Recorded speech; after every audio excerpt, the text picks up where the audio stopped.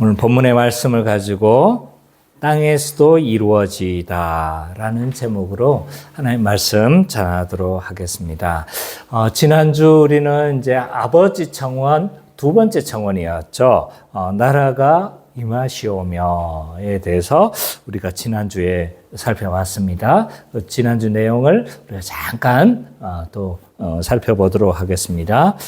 이 두 번째 청원을 잘 이해하기 위해서는 하나님 나라가 무엇인지에 대해서 잘 이해할 필요가 있다고 했습니다.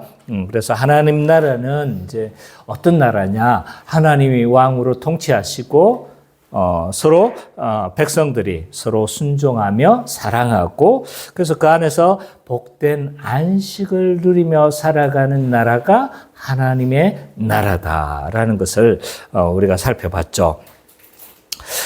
이런 하나님의 나라는요, 성경 전체를 관통하는 사상입니다. 그래서 성경 전체를 이제 하나님 나라라는 관점으로 이해를 해야 되는 거죠. 그래서 이 천지 창조는 뭐의 창조라고 했어요? 하나님 나라의 창조다. 그래서 에덴 동산 안에서 그의 백성인 아담과 하와가 하나님의 통치를 받으면서 서로 복된 안식을 누리며 살아가야 했죠.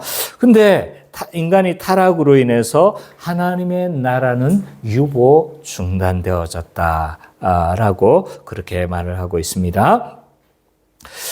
그래서 이 하나님의 나라가 유보 중단되어졌기 때문에 하나님은 이 이제 구원의 서정이라고 표현하면 그렇지만 구원의 이런 역사를 중단하시지 않는 거죠. 그래서 타락하시자마자 하나님은 회복을 약속하시고 그 하나님 나라를 다시 회복할 것이다 라는 약속을 하세요. 근데 그 과정을 뭘로 이렇게 쭉 펼쳐나가시는 거예요? 언약을 통해서 쭉 펼쳐나가는 것을 우리가 볼 수가 있습니다. 그래서 그 언약의 성취자로서 누가 오셨냐면 예수 그리스도께서 오셨다. 그래서 이 예수 그리스도가 오심으로 말미암아 하나님 나라는 회복되어졌고 이제 하나님의 나라는 성취되어져 십자가를 통해서 이제 성취가 되어졌습니다. 근데 그 나라는 어떻게 들어가는 거예요? 그 나라는 믿음으로 들어가는 나라다. 그래서 믿음으로 가는 나라, 하나님 나라, 그런 찬양도 있잖아요. 믿음으로 들어가는 나라가 하나님의 나라다라고 할 수 있습니다. 그리고 이런 하나님의 나라를 실제로 맛보고 그 하나님 나라를 경험하는 곳은 이제 교회 공동체다. 죄송한데 화장지 조금 좀 주시겠습니까? 그래서 이 교회 공동체를 통해서 하나님의 나라가 이제 맛보아지고 성취가 되어진다라고 그렇게 할 수가 있습니다.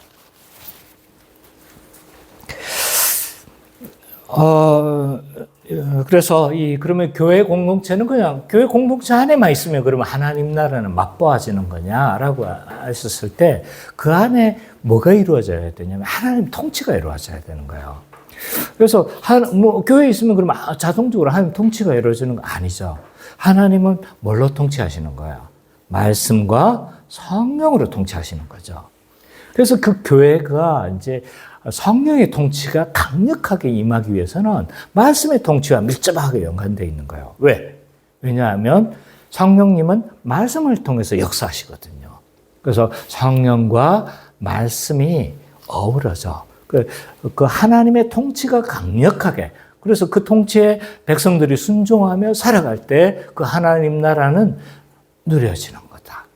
근데 이제 이 누려짐이 자동적으로 누려지는 것이 아니고 이미와 아직의 정황 가운데 있는 거예요. 이미 왔지만 아직의 정황 가운데 있기 때문에 우리가 또 뭐 하지 못할 수도 있는 거예요. 하나님의 통치가 온전히 이루어지지 않을 수도 있는 거죠.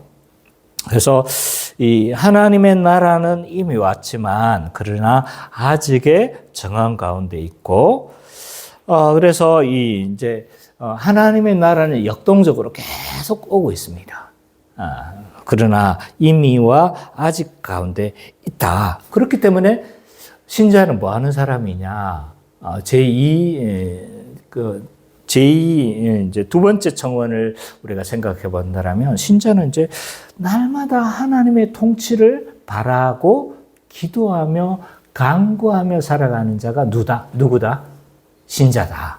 라고 할 수 있는 거죠. 그래서 이 두 번째 간구의 의미가 뭐냐라고 했었을 때 하나님의 통치가 온전히 실현되기를 통치를 간구하는 기도다라고 할 수 있고 그래서 이것은 누가 간구할 수 있느냐 이미 하나님 나라에 들어간 자가 더욱 하나님 나라가 누려지도록 기도하는 것이다.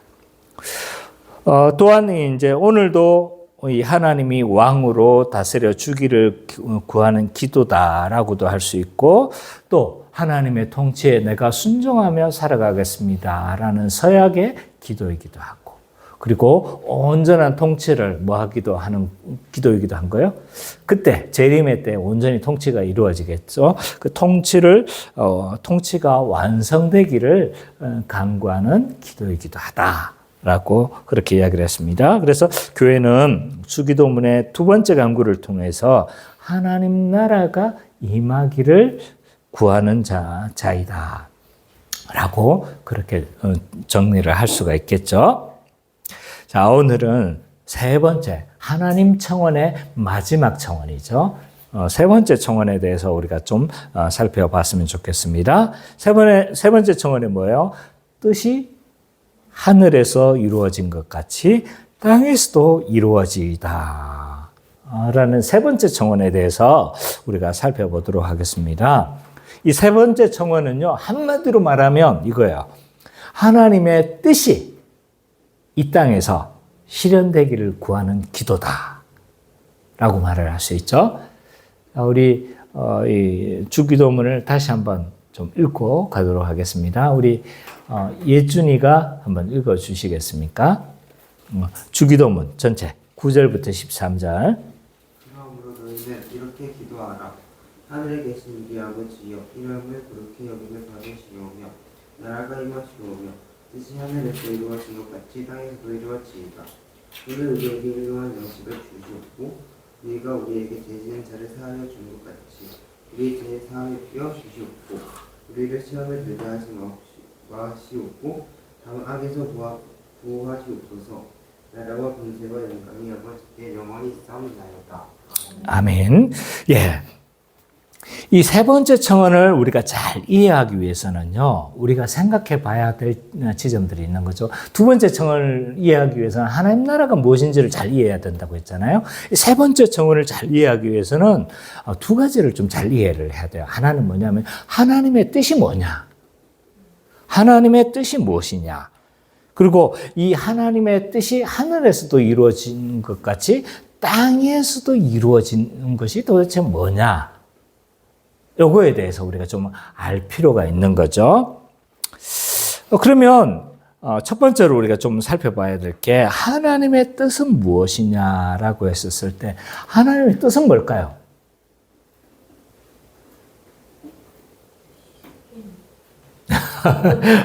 그것도 하나님의 뜻이죠, 그죠? 하나님의 뜻은 한마디로 말하면 하나님께서 원하시는 목적이라고 할 수 있겠죠, 그죠? 하나님께서 원하시는 목적. 근데 이게 좀 너무 이렇게 말하면 너무 추상적이단 말이에요. 그래서 구체적으로 그 하나님이 원하시는 목적이 뭐냐라고 했었을 때 우리가 좀 생각을 해 본다라면 이걸 어떻게 생각을 해야 되냐. 뭐 하나님의 뜻이 한두 가지겠어요. 그죠? 하나님이 원하시는 목적이 한두 가지겠어요. 그러나 우리가 궁극적인 목적을 한번 생각해 보자는 거예요. 궁극적인 목적을 우리가 생각해 보자라면 하나님의 창조와 밀접한 연관이 있는 거죠. 하나님 창조. 좀 더 우리가 좀 더 설명해 본다라면 누군가 볼펜을 만들었다라면 그 목적이 뭡니까? 나같이 공부하기 좋아하는 사람이 뭐 하는 거예요? 죄송해요. 그래서 이거 밑줄을 긋기도 하고 또 글자를 쓰기도 하고 그 밑에 이렇게 막 책 밑에다가 내용 정리도 하고 막 이러는 거잖아요.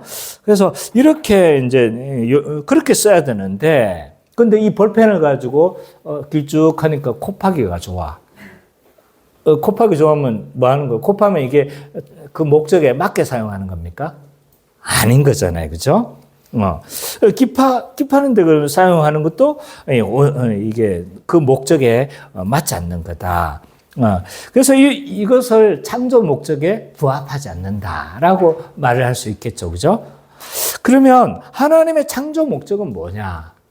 하나님의 입장에서 우리가 생각해 본다면 하나님의 창조 목적이 뭐예요? 하나님 나라 창조고 그 하나님 나라에서 그 살아가는 인간이 안식을 누리면서 살아가는 것이 창조 목적이다라고 할 수 있죠. 그래서 그 안에서 우리는 서로 돕는 배필로 살아가고 또 사명을 감당하면서 살아가고 그 안에서 풍성함을 그리고 무엇보다도 중요한 하나님의 통치를 우리는 받으면서 안식을 누리면서 살아가야 되는 것이 하나님의 창조 목적이었어요.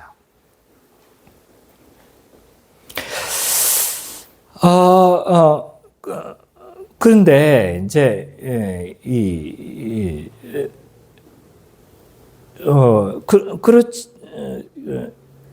그렇지만 이제 이게 그렇지가 않은 거죠. 그래서 이제 하나님의 통치 안에서 우리가 안식을 누리면서 그렇게 살아가기를 원하셨는데, 그러면 이제 하나님의 뜻과 연관해 가지고 생각해서 이 창조목, 하나님의 뜻인 이 창조 목적, 하나님 나라와 연관해서 좀 설명해 본다라면, 구체적으로 이제 인간들은 이 하나님 나라의 제가 좀 잠깐 막 로딩이 뭐가 잠깐 되어졌는데 어쨌든 이렇게 창조 목적 안에서 인간이 그 복을 누리면서 살아야 되는데 문제는 뭐였어요? 우리 타락이 문제였잖아요. 그죠? 타락으로 인해서 이런 것들을 누리지를 못하고 이 모든 것들이 다 어그러진 거잖아요. 그래서 이제 하나님의 뜻은 뭔가요? 이것들이 회복되어지고 이런 것들이 중요하겠죠. 그죠? 그래서 하나님 나라의 회복을 통해서 하나님의 영광이 드러나는 것이 하나님의 뜻이다. 그렇게 말을 할 수 있겠죠. 구체적으로 좀 더 설명해 보면 우리가 서로 돕는 배필이 아니고 서로 착취해 타락에서 봐보면 그게 다 서로 돕는 배필에서 뭘로? 서로 지배하려는 관계로 변질되어졌잖아요. 근데 이제 어떻게 되어지는 거예요? 우리가 서로 사랑하며 살아가는 것이 하나님의 뜻이라고 할 수 있겠죠. 그리고 또 하나님 나라가 교회를 통해서 현시되어지고 하나님의 영광이 드러나는 것도 하나님의 뜻이다 라고 말을 할 수 있겠죠. 그리고 무엇보다도 이 하나님의 이런 뜻을 잘 알아서 모든 사람들이 어디에 들어가는 거예요? 하나님 나라를 맛보고 누려지기를 원하는 것도 하나님의 뜻이다. 뭐 한두 가지겠어요. 그죠? 그리고 그것을 더 넘어서 이 모든 피조 세계가 회복되어져서 하나님의 영광을 드러내고 보시기에 힘이 좋은 상태를 다시 회복하는 것도 하나님의 뜻이다 라고 그렇게 할 수 있습니다. 이 모든 것이 하나님의 뜻이다. 뭐 이런 것들을 좀 정리해 좀 큰 덩어리로 정리해낸 것이다. 뭐 그렇게 말을 할 수 있겠죠. 그러면 이제 이게 하나님의 뜻이라면 그 고백에서 뭐가 있는 거예요? 두 번째로 뭐였어요? 하나님의 뜻이 하늘에서도 이루어진 것처럼 땅에서도 이루어지기를 원한다라고 지금 강구하고 있는 거잖아요. 그죠? 자, 먼저 하늘에 대해서 살펴볼 필요가 있어요. 하늘은 하나님의 뜻이 온전히 실현되어지고 완전하게 이루어지는 영역을 상징해주고 있어요. 물리적 하늘이 아닌 거죠. 그래서 이 하늘은 하나님의 뜻이 온전히 실현되어지는 영역을 보여주고 있다. 그래서 이 요한계시록 21장에도 보면요, 예수님이 재림하시고 하나님 나라가 완성이 되잖아요. 그러면 하늘이 땅으로 내려오는 것으로 묘사를 해요. 이 완성이 되는 상태를 한번 볼까요? 계시록 21장 2절.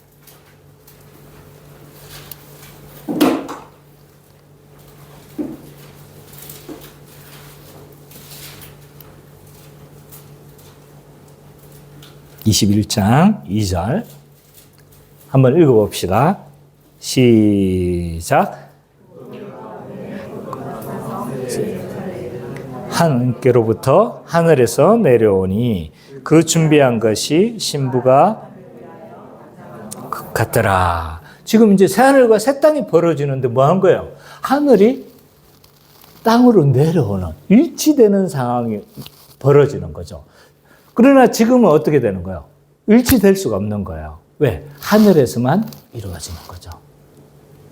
근데 그 하늘의 뜻이 온전히 하늘에서는 실현되지만 땅에서는요, 이미와 아직의 상황인 거죠. 그래서 이미와 아직의 긴장 상태에 있기 때문에 하나님의 뜻이 실현될 수도 있지만 실현되지 않을 수도 있다, 없다? 실현되지 않을 수도 있다는 거예요. 하나님의 뜻이. 그래서 이 불일치될 수도 있는 영역을 상징하는 것이 땅인 거예요, 땅. 그래서 하늘은 하나님의 통치가 온전히 실현되어지고 땅은 완전히 실현될 수 없는 불완전한 상태의 것이 되어지는 거죠. 그러면 재림 때는 어떻게 되는 거예요? 그 하나님의 뜻과 땅의 이 모든 것들이 일치되어지는 상태인 거죠. 그래서 지금은 불완전한 상태가 되어져 있기 때문에 우리는 뭐 하는 거예요? 하나님의 뜻이 날마다 실현되도록 간구하는 것이다 라고 할 수 있는 거죠. 그래서 우리는 이렇게 기도합니다. 하나님의 뜻이 하늘에서 이루어진 것 같이 땅에서도 이루어 달라고 기도하는데 이것의 의미가 뭐냐라고 했었을 때 하늘에서 하나님의 뜻이 온전히 이루어지는 것처럼 땅에서도 뭐 하는 거예요? 하나님의 뜻이 온전히 이루어지게 해달라는 그 하나님의 뜻은 아까 우리가 살펴봤어요. 결국은 하나님 나라가 이 땅에서 온전히 실현되게 해달라는 간구다라고 그렇게 말을 할 수 있어요. 그래서 이 세 번째 청원의 기본적인 성격은 뭐냐라고 했었을 때 하나님 나라의 실현에 대한 요청이다. 그래서 1, 2, 3 청원은 사실은 거의 같아요. 그래서 뭐가 없는 거예요? 구분을 하고 있잖아요. 4, 5, 6청은 and가 붙어 있는데 이거는 구분이 없어요. 그래서 하나님의 나라의 목적인 영광, 이름이 거룩하게 해달라는 영광을 구하는 거고 하나님 나라 자체가 이루어 달라는 것이 두 번째 간구고 세 번째는 뭐예요? 하나님의 나라가 실현되기를 구하는. 그래서 1, 2, 3청원은 사실은 비슷한 청원이다 라고 그렇게 말을 할 수가 있습니다. 그래서 세 번째 청원의 기본적 성격은 뭐냐? 하나님 나라가 이 땅에서 실현되어지기를 구하는 기도다라고 한마디로 말을 할 수 있어요. 그러면 이 세 번째 청원을 기도했었을 때 구체적으로 어떤 의미를 가지는가?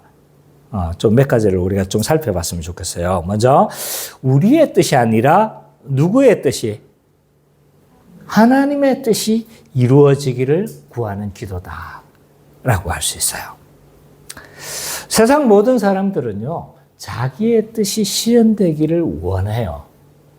왜냐하면 인간은 죄된 본성이 있기 때문에 자기 본의적인 삶을 살려고 해요. 자기 뜻의 실현이 가장 우선순위인 거예요. 근데 이제 신자는 그렇지 않은 거죠. 그래서 한번 생각해 보세요. 세상 모든 사람들이 자기 뜻을 관철하려는 욕구로 가득 차 있지 않습니까? 보면 그렇잖아요. 그죠? 정치, 문화, 경제를 잘 살펴보세요. 자기 뜻의 실현에 목적이 가득 차 있습니다. 결국 자기 뜻을 관철시키려는 것이 목적이다. 야당은, 지금 야당의 목적은 뭔가요? 여당을 탄핵해서 새롭게 새 판을 벌려보려고 하는 것이, 그래서 자기 뜻 성취하려고 하는 거잖아요. 그죠? 여당의 목적인 거예요.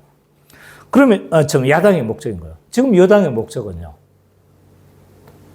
어떻게 해서든 탄핵을 막아서 그냥 자신이 누렸던 지금의 이런 기득권을 유지시키려고 하는 것이 자기 뜻인 거죠. 지금 정치 목적 이야기하는 거 아니에요. 그 다음에, 언론은 뭐 중립적일까요? 언론은 어떻습니까? 중립적인 겁니까? 결국 언론도 봐보면요, 자기 뜻의 실현이에요. 그래서 중립적인 척을 하지만 그러나 자기가 밀고 있는 후보가 있고 자기가 원하는 뜻이 있는 거예요. 그걸 관철이 얘기해서 교묘하게 뭐 한 겁니까? 예를 들어서 중앙일보 같은 경우는 사주가 누구예요? 삼성이잖아요. 그러니까 친기업식인 거예요. 데모를 하면 어떡합니까? 데모를 하면 현대차 파업 이렇게 하지 않습니다. 잘 보세요. 거기에 뭐 하나가 수식어가 더 붙어요. 현대차 또 파업. 이런 식인 거예요. 그래서 교묘하게 중립을 말하는 것처럼 보이지만 자기 뜻을 실현하기 위한 어떤 관철의 목적들이 다 있습니다. 어린아이는 어떨까요? 중립적일까요? 어린아이도 자기 뜻에 관철하는데 아주 투쟁적입니다. 어린아이는 이렇게 하지 않습니다. 어머니 피곤하시죠? 한 살 아이가. 어머니 피곤하시죠? 제가 한 2시간만 안 울고 있겠습니다. 이러면서 엄마를 배려하면서 막 울지 않고 꾹 울고 싶은데 꾹 참겠습니까? 그렇지 않습니다. 한시라도 자기 뜻에 맞지 않으면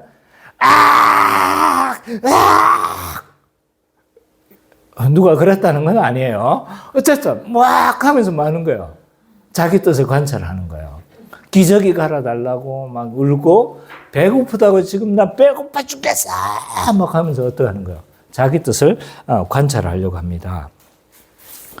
이처럼 이 세상의 모든 갈등은 자기 뜻을 관찰하려고 하기 때문에 생겨나는 갈등입니다. 그러나 신자는요, 자기 뜻을 구하는 사람이 아닌 거예요. 누구의 뜻을 구하는 사람입니까? 하나님의 뜻을 구하면서 살아가는 자가 신자다. 신자는 여전히 자기의 뜻을 그리고 자기가 원하는 욕망을 관철시키려고 하는 욕망이 여전히 우리 안에 살아 있습니다. 그렇지 않습니까? 우리 학생 같으면 전교 1등해서 뭐 하는 거예요? 전교 1등 하고 싶지 않습니까? 전교 1등해서 나 이런 사람이야! 나 서울대도 갈 수 있는 사람이야! 하면서 뭐 자기를 실현해 보이고 싶고, 자기가 이런 사람이라는 거, 드러내고 싶은 욕망이 있죠. 의사 남편을 가진 사람은요.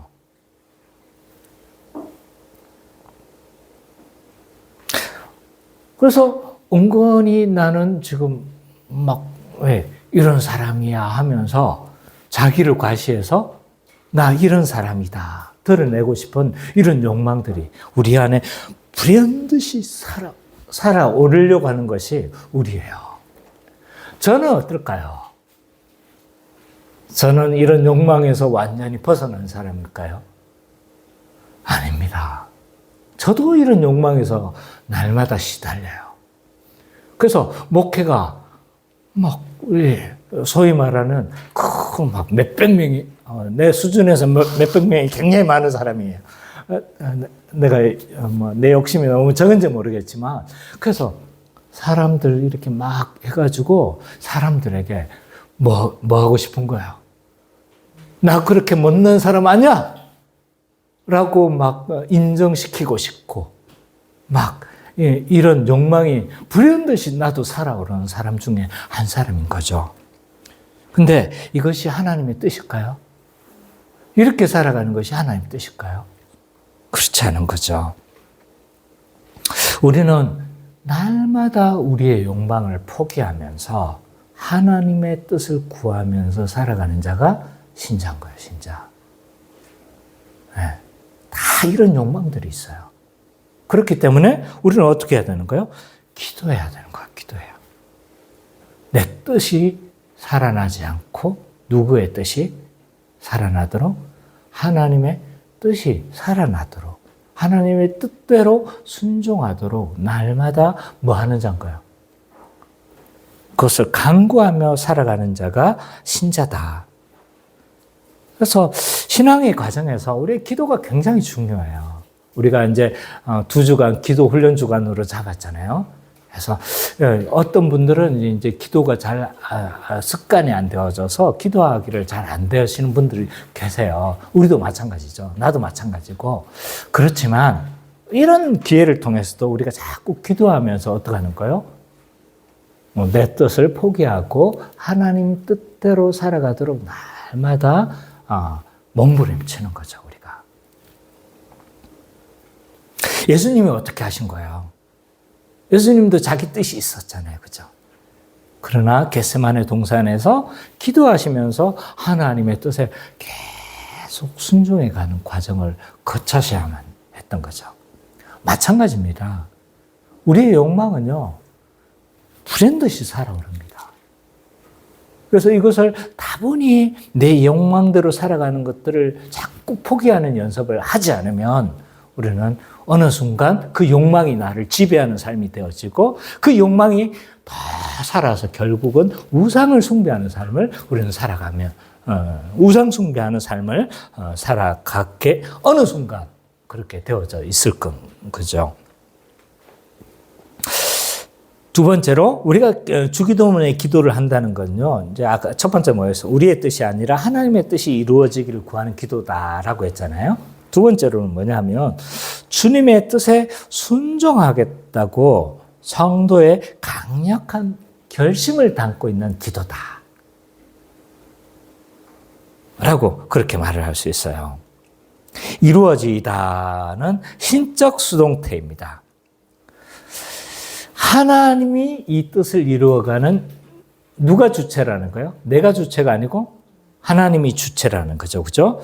그래서 하나님께서 자신의 뜻을 이루어가게 해달라는 요청이기도 하지만 그러나 또한 이제는 우리는 그 뜻을 이룰 수 있는 자가 되었습니까? 안 되었습니까? 된 거죠. 새 존재가 됐죠. 그죠? 새 존재가 되어졌기 때문에 그렇기 때문에 세 번째 청원을 할 때 이건 내가 뭐 하겠다는 거예요? 하나님의 뜻에 순종하겠다는 성도의 강력한 선언 또는 성도의 강력한 서원이기도 하다는 거죠. 이거는 내 굳은 의지로 되어지는 게 아닙니다. 믿음으로 순종이 가능한 겁니다.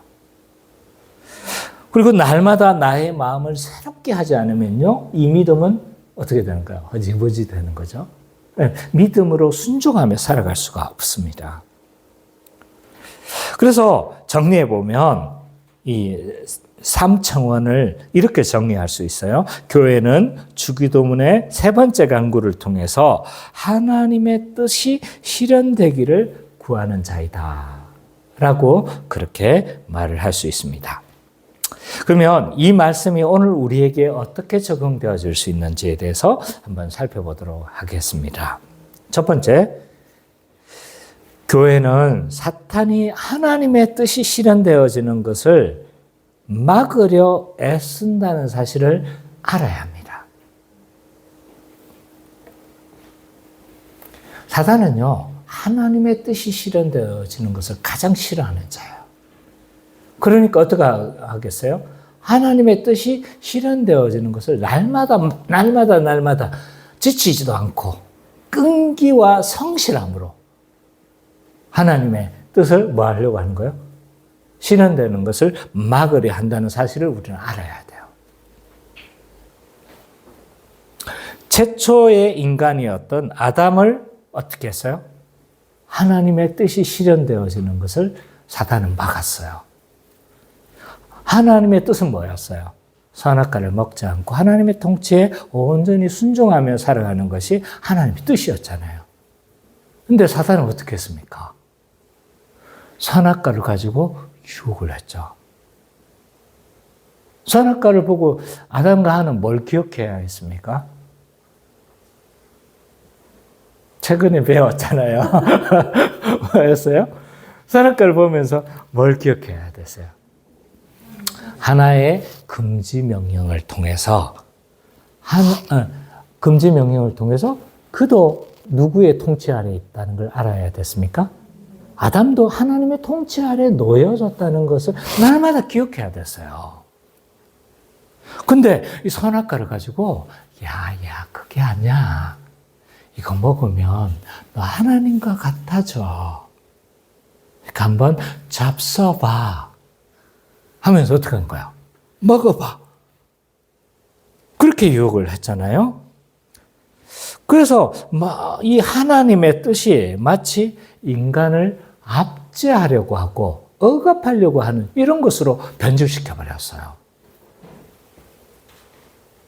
그래서 이 사단은요, 하나님의 뜻을 막기 위해서 선악과가 인간을 억압하는 수단으로 여겨지도록 만들었고, 하나님의 뜻이 잘 실현되지 않도록 막으려고, 그로 인해서 인간은 엄청난 고통이 이루어진 거잖아요. 이 사단은 대단한 놈이에요.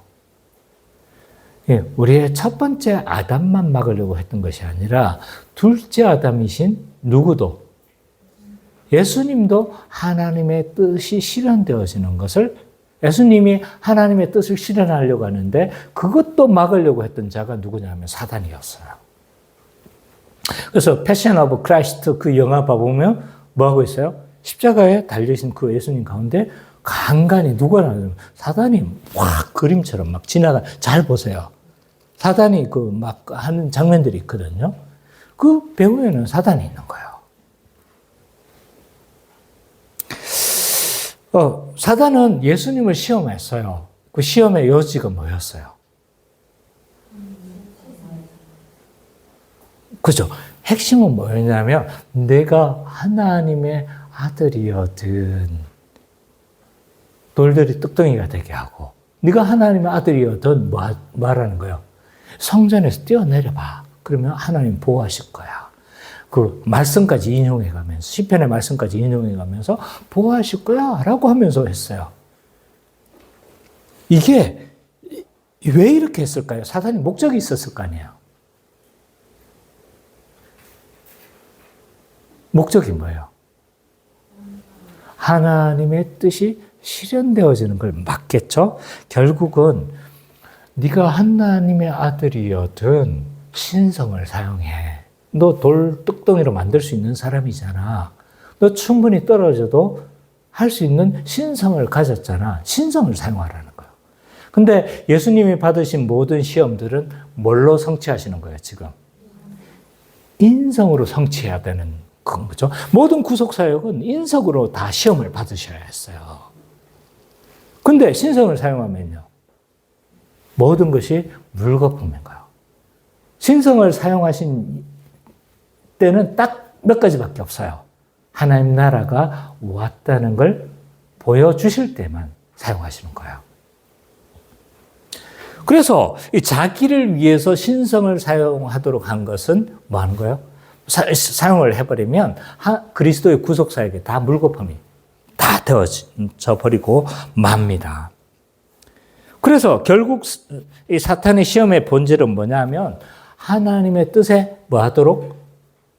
불순종하도록 하는 것이 사탄의 시험이었다. 예수님마저 했어요. 그러면 오늘날 우리는 어떻게 했어요? 우리를 통해 새 언약을 통해서 성령을 받음으로 말미암아 하나님의 뜻을 행할 수 있는 자가 되어졌는데 우리는 예수님보다 완전하지 못하잖아요. 그러면 하나님의 뜻이 실현되기를 막기를 원할까요? 원하지 않을까요? 상식적으로 생각해 봅시다. 논리적으로 추론해 봅시다. 첫째 아담도 시험했고 둘째 아담도 시험했고 뜻이 실현되지 않도록 그렇게 막았어요. 그럼 우리에게는 어떻게 하겠어요? 당연하겠죠, 그죠? 하나님의 뜻이 이루어지지 않도록 막기 위해 힘쓸 겁니다. 그럼 사단은 어떻게 할까요? 어떻게 하나님의 뜻이 실현되지 않기를 할까요? 어떻게 할까요? 사단은요, 하나님의 뜻이 기록된 하나님의 말씀이 드러나는 것을 막으려 할 겁니다. 고린도후서 4장 3절에서 4절 한번 살펴보죠. 선미자매가 한번 찾아주시겠습니까? 고린도후서 4장 3절부터 4절.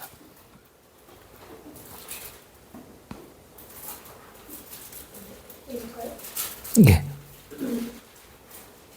만일 우리의 복음이 가려졌으며 망하는 자들에게 가려진 것이라. 주의 이 세상의 신이 믿지 아니하는 자들의 마음을 회피하게 하여 그리스도의 영광의 복음의 방패가 비치지 못하게 하니 그리스도는 하나님의 형상이다. 사단은 뭐 하는 자인 거예요? 그리스도의 말씀을 혼미하게 하는 자인 거예요. 왜? 왜냐하면 하나님의 뜻이 가장 강력하게 계시되어진 것이 뭐예요? 성경이고 복음이잖아요. 그죠?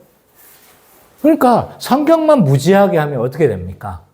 하나님의 뜻이 실현되는 게 완전히 하나님은 그래도 이루어 가시겠지만 하나님의 뜻이 실현되어지는 것이 엉망진창이 되어지는 거죠.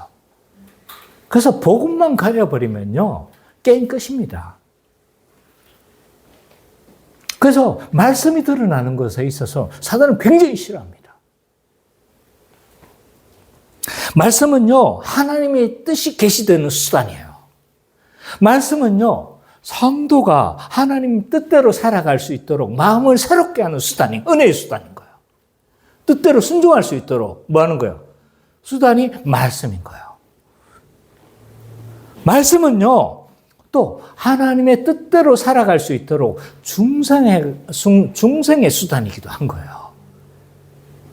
그러니까 이 하나님 말씀은요, 하나님의 뜻과 밀접하게 연관되어져 있습니다. 그러니까 뭘 가리려 할 것 같아요?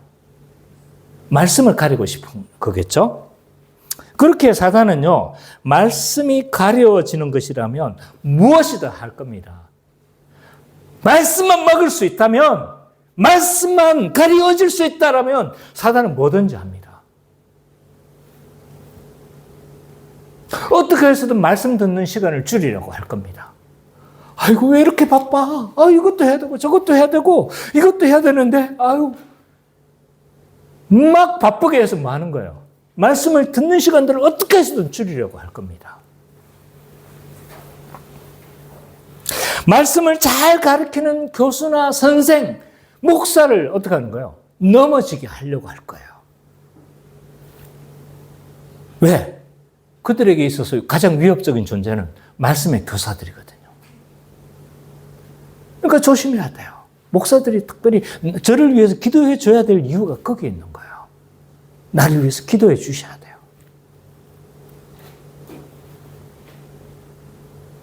목사가 허리멍텅해지면요, 게임 끝입니다. 목사가 말씀에 대해서 무지해버리면 게임 끝이에요.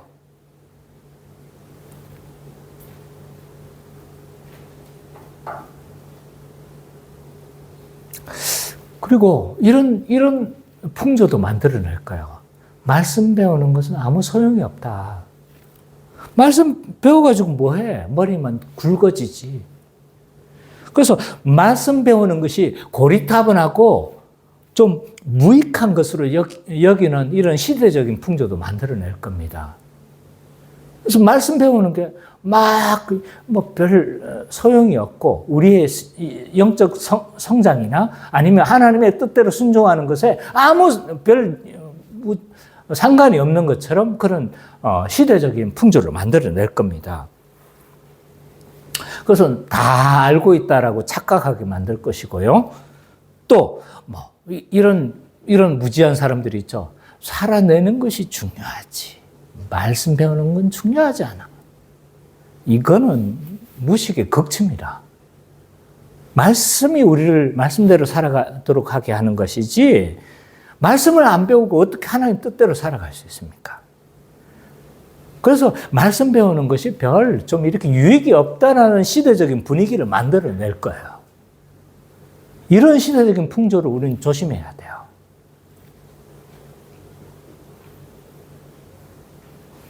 자, 그래서 사단은요, 이 하나님의 뜻이 이루어지지 않도록 하기 위해서 말씀이 드러나게 하는 것을 어떻게 해서든 막으려 할 겁니다.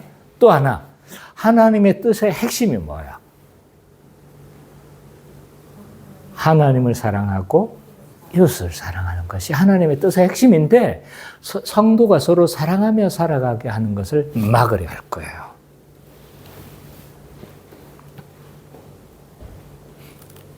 자, 마태복음 24장 11절, 13절.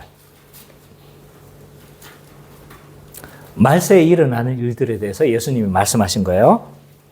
24장 11절, 13절. 우리 은찬이가 한번 읽어 주실래요? 마태복음 24장 11절에서 13절.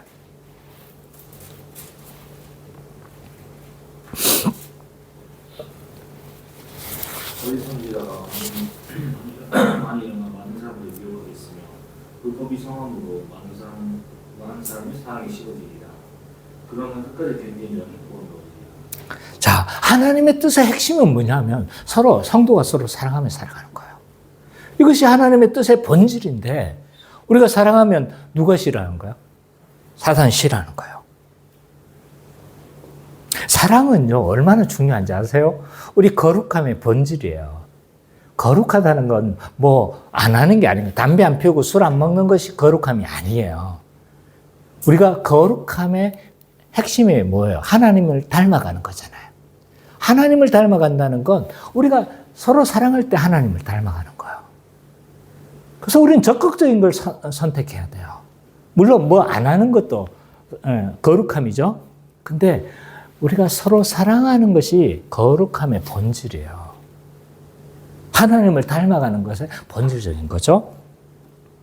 또 사랑은 하나님의 뜻의 가장 핵심이잖아요. 율법의 핵심 뭐였어요? 십계명의 핵심 뭐였어요? 하나님을 사랑하고 네 이웃을 내 몸과 같이 사랑하는 것이 그거였잖아요. 또 사랑이 뭡니까? 사랑은요, 모든 사람들이 제자임을 알게 하는 수단이 사랑이에요. 우리가 서로 사랑하지 않으면요, 저 사람들은 예수의 제자가 아니구나 라고 평가합니다.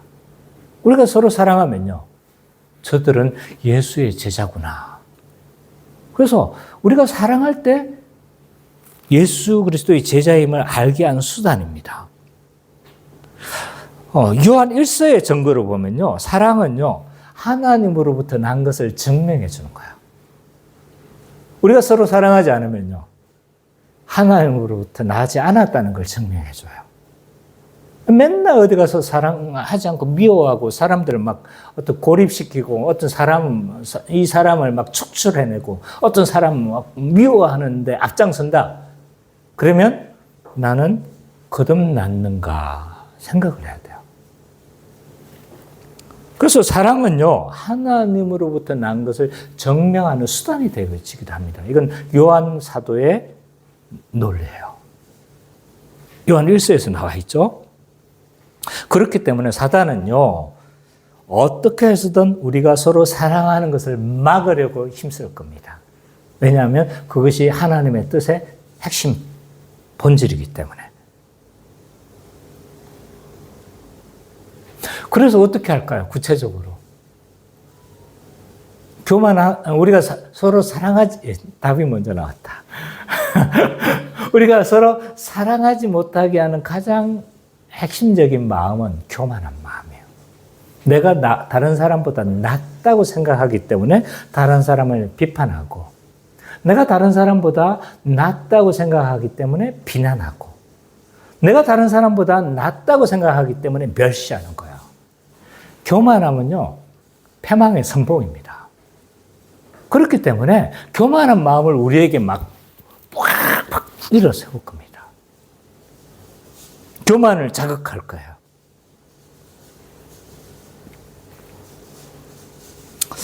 그래서 이 교만은 왜 생기느냐? 교만이 왜 생길까요? 교만이 왜 생기는 거야? 교만은요, 제 생각이에요.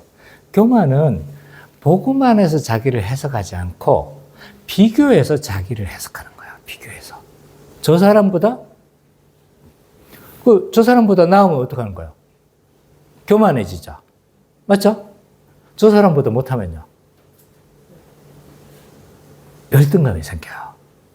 비교해서 생겨나는 자존감은 온전한 자존감이 아닌 거죠. 그럼 우리의 자존감은 어디에서 확보해야 됩니까? 자존감이 높아야 되죠. 우리의 자존감은요, 비교해서 생겨나는 거 아니에요. 복음 안에서 나를 해석하는 거예요. 복음이 인간인 나에 대해서 어떻게 말하는지, 예수 안에 있는 나를 어떻게 말하는지를 잘 이해를 해야 돼요. 거기서 나의 자존감을 확보해야 되지, 비교해서 나의 자존감을 확보해서는 안 됩니다. 그렇게 해서 비교하도록 해서 뭐 하는 거예요? 교만하도록 만들 겁니다. 아니면 열등감에 빠지도록 만들 겁니다. 그리고 인간을 막 조급하게, 시대를 막 빠르게 돌려가지고 조급하게 만들 거죠. 그래서 다른 사람 돌아볼 시간이 없도록 만들죠. 또 이기심을 자극하게 만들 겁니다. 그래서 내가 중요하지, 다른 사람이 물론 자기가 중요하죠. 인간은 어쩔 수 없이 이기적이에요. 그건 본질이에요. 그렇게 해서 내 이기심을 벗어나기 위해서 힘써야 되는 것이지, 이기심은요, 딱 본능적이다. 이렇게 생각하시면 돼요. 자기 챙기는 건 챙기지 않아라고 해도 다 챙기게 돼 있어요. 그래서 이기심을 이제 자꾸 발동시켜서 이기심이 이제 되어지면 한 몸으로 사는 것이 불가능해져요. 왜? 나만 생각하게 되니까. 이기심을 발동해버리면 나를 내어주는 것이 불가능해집니다. 그래서 이런 방식으로 인해서 뭐 하냐면, 사탄은요, 우리가 서로 사랑하는 것을 막으려고 어떻게 해서든 우리를 움직일 겁니다. 자존감을 이용하기도 하고요. 어떨 때는 우리의 욕심을 자극하기도 하고, 어떨 때는 우리의 이기심을 자극하기도 하고. 그래서 우리가 서로 사랑하지 못하도록 어떤 수단을 통해서든 다 막으려 할 것이다. 큰 두 번째로, 교회는 하나님의 뜻이 이루어지도록 간구하고 힘써야 합니다. 사단이 그렇게, 하나님의 뜻을 실현하지 못하게 한다는 사실을 알아야 된다고 했잖아요. 그러나 교회는 하나님의 뜻이 이루어지도록 간구하고 힘써야 합니다. 자, 우리에게 이런 맞설 힘이 없어요. 능력은 하나님으로부터 나옵니다. 그렇기 때문에 우리가 어떻게 해야 돼요? 먼저 우리가 알아야 될 것은, 아까도 이야기했지만, 우리는 하나님의 성령을 받았기 때문에 뭘 할 수 있냐면 새 존재가 된 거예요. 하나님의 뜻을 이룰 수가 있는 존재예요. 순종할 수 있는 존재라는 걸 먼저 좀 잘 알았으면 좋겠어요. 에스겔 36장 26절에서 27절. 성민이가 한번 읽어줄래요? 에스겔 36장 26절에서 27절.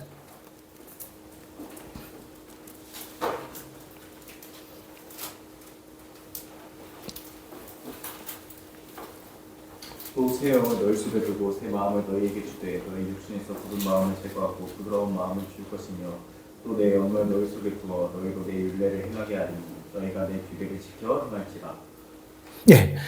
구약에서부터 계속 예언되어진 거예요. 너희가 성령을 받으면 새 시대가 벌어질 거라는 거예요. 새 시대. 새 존재가 되어질 거라는 거예요. 그때는 어떤 존재가 될 거라는 거예요? 하나님의 뜻에 순종할 수 있는 시대가 올 것이다. 왜? 그 이전까지는 이스라엘 백성들이 하나님 뜻에 순종할 수 없다는 게 확 드러났거든요. 율법에 순종할 수 없다는 게 확 드러난 거예요.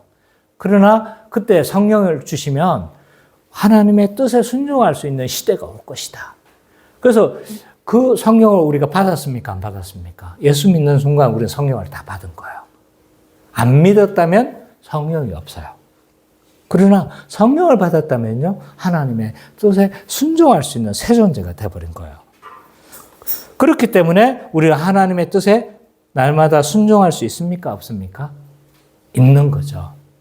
그럼 어떻게 순종할 수 있습니까? 라고 했을 때 구체적으로 이제 말씀과 기도가 필요한 거예요. 은혜의 수단이 필요한 거죠. 먼저 기도하는 게 아까도 제가 이야기를 했잖아요, 그죠? 우리는 우리의 뜻이 너무 강하기 때문에 기도하지 않으면요 하나님의 뜻대로 순종할 수가 없어요. 마음은 원이지만 안 되는 거예요, 그게. 그래서 날마다 뭐 해야 되는 거예요? 기도함으로 내 뜻을 죽여가는 과정이 필요한 거예요. 기도를 통해서 하나님의 뜻에 순종할 수 있도록 해야 된다. 또 교회는요 하나님의 뜻을 이루기 위해서 아까 기도해야 된다고 했잖아요. 또 다른 말로 말하면 영적 전투를 감당해야 돼요.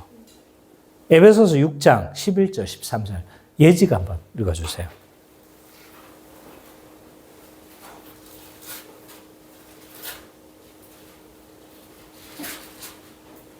6장 11절에서 13절. 마귀의 관계를 이 계속하기 위하여 하나님의 전신갑주를 입으라.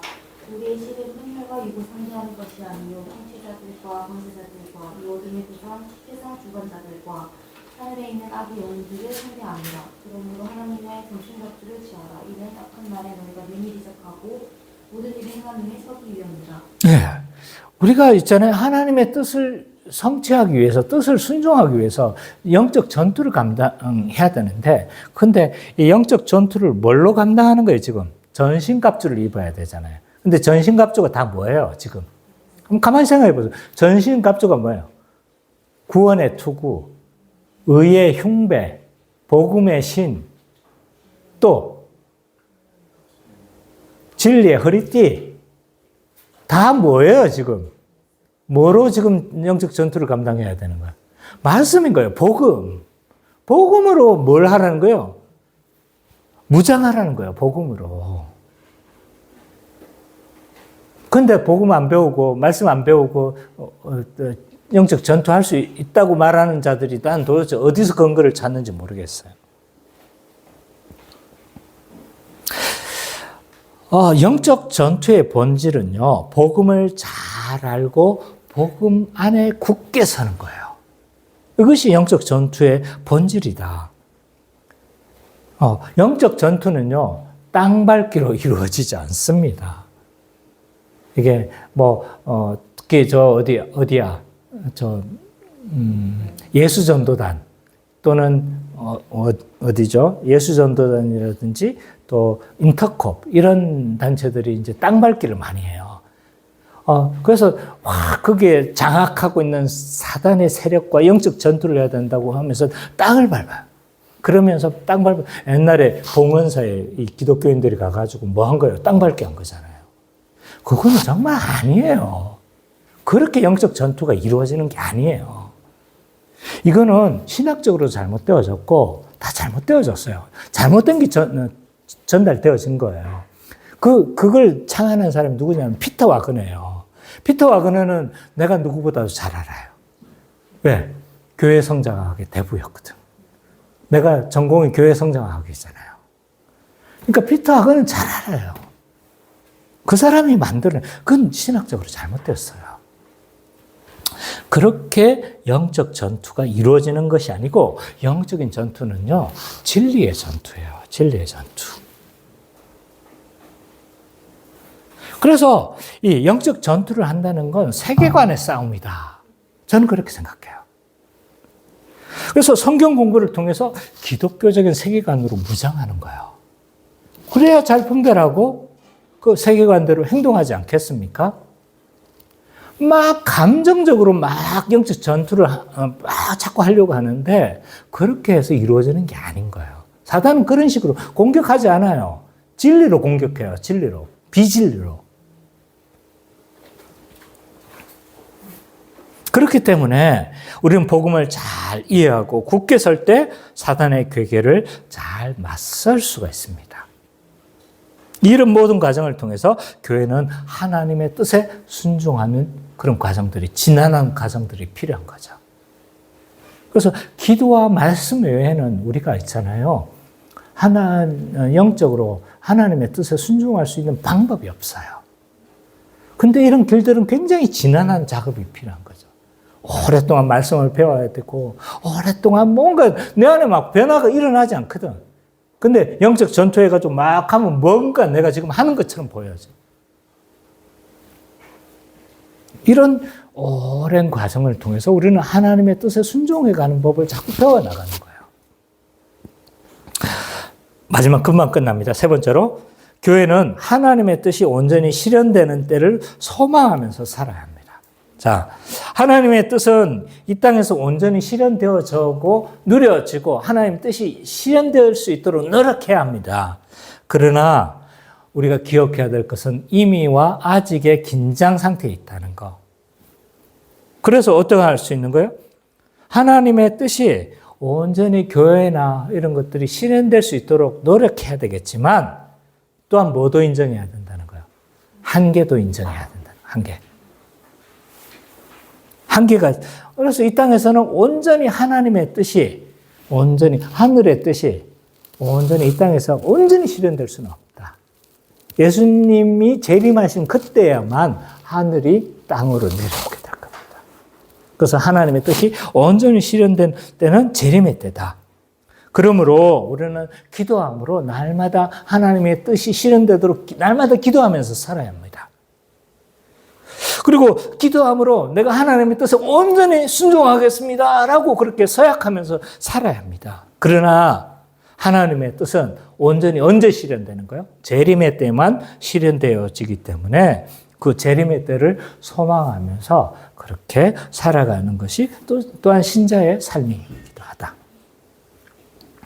이미 아직을 살고 있지만 온전히 오늘 하나님의 뜻이 이루어지기를 간구하며 살아갈 뿐만 아니라 이 땅에서 온전히 실현될 수 없기 때문에 하나님의 그 뜻이 온전히 실현되는 재림의 때를 소망하며 살아가는 우리 기쁨의 교회 모든 성도님 되시기를 간절히 축원합니다.